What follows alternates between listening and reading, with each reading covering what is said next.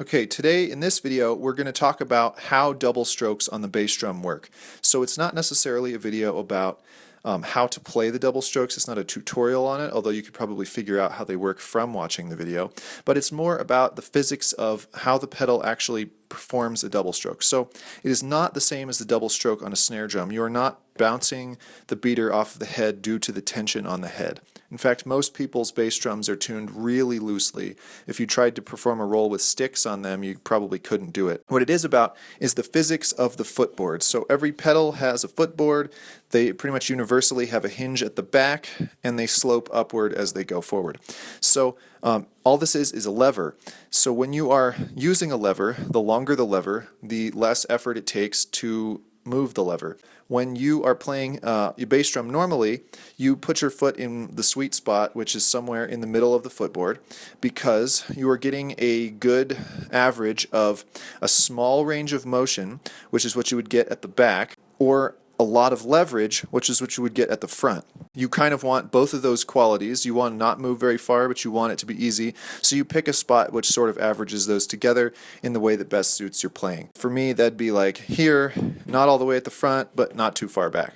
And it depends on what exactly you're doing and blah, blah, blah. But when you're playing a double stroke, you basically are playing one stroke with a disadvantageous amount of effort, and the second stroke with a much more advantageous leverage on the stroke. The easiest example to see of this is the slide double. You play a note far back on the pedal, then you interrupt the rebound, slide your foot forward, and play a note far forward on the pedal. So you have to put in a little extra effort on the first stroke, you move your foot, and then you get a really easy second stroke because you have a lot of leverage up at the front of the pedal.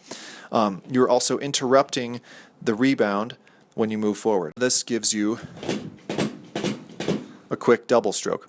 Now, if you are playing the heel-toe stroke, which I will admit I am not the best heel-toe stroke player ever. In fact, I am pretty bad at it. But it works the same way. It's a little less intuitive, but when you play the heel portion of the stroke, you are playing sort of back here at the rear of the pedal. Then you interrupt that rebound by playing the toe portion of the stroke.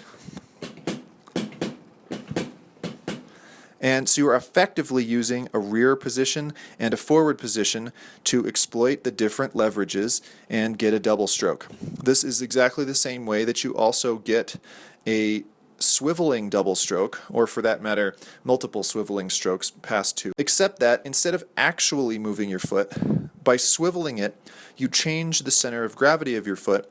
You effectively move the center of gravity forward by shortening the length of your foot. So if you play a swiveling double, you play a note, then you swivel either to the outside or to the inside, doesn't really matter, I've seen it both ways, and you shorten the effective length of your foot, thereby bringing the weight of your leg closer to the front or the more advantageous end of the pedal's leverage. When you twist your foot to the side, yes, it's moving mostly to the side, but that is making the distance between your toe and your heel seem shorter to the pedal, which only works completely linearly. It doesn't care that you've gone to the side, but it does care that all the weight of your leg has moved forward by a couple of centimeters. When you play that second swiveling stroke, as far as the pedal is concerned, more weight is farther forward on the pedal. So you're still getting that same advantageous leverage on that second stroke, and you still interrupt the first stroke with it, and it grants you a nice double stroke. So the thing is that it doesn't matter which one you pick because they all work the same way. That's sort of the lesson of the day. But if it's not working, you have to examine your technique to see if you are in fact exploiting the leverage correctly, and then if you are, is it in a timely manner? Because doing it a heel-toe stroke really slowly or a slide stroke really slowly doesn't really do anything for you.